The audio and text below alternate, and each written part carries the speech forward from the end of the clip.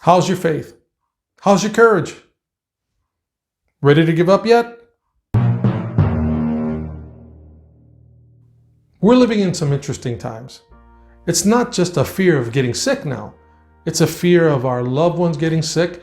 It's a fear of financial sickness, of people, whether or not you might keep your job, whether or not the people you care about get to keep their jobs. Have you heard that little voice yet? You know the voice I'm talking about. God doesn't care about you. God can't hear you. Maybe God never existed at all. What do you do when you don't understand? When life seems out of whack? When you don't understand God or are wondering what God is up to? In other words, what do you do when God doesn't make sense?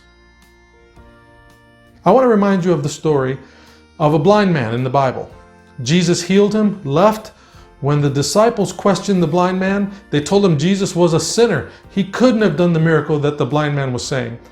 His response was very simple. He said, look, I don't know what you're talking about. I don't know if Jesus is a sinner or not. All I know is this, that once I was blind, but now I see. There will be times in your life where you will not understand what's going on. There will be times in your life where you're going to be tempted to question what God is doing. In the times when you don't understand or you don't know something, I want to encourage you to remember about the things you do know. What has God done for you in the past? How have you seen Him work? And remember that God doesn't change. I also want to tell you this, something that's very important.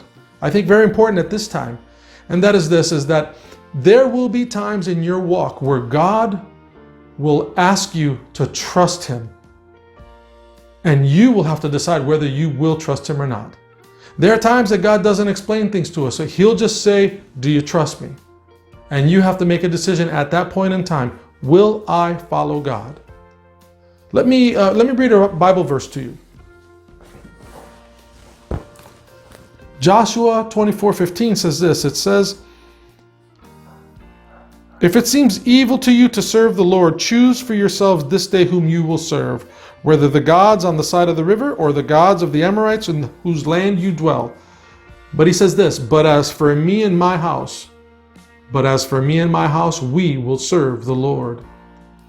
Joshua made his decision. There were a lot of options, a lot of things you could choose to believe in, but he chose to put his trust in God. This is a time God is calling you to choose. Choose whether or not you will trust Him. As for me and my house, we will continue to serve the Lord. I pray that that's your choice as well.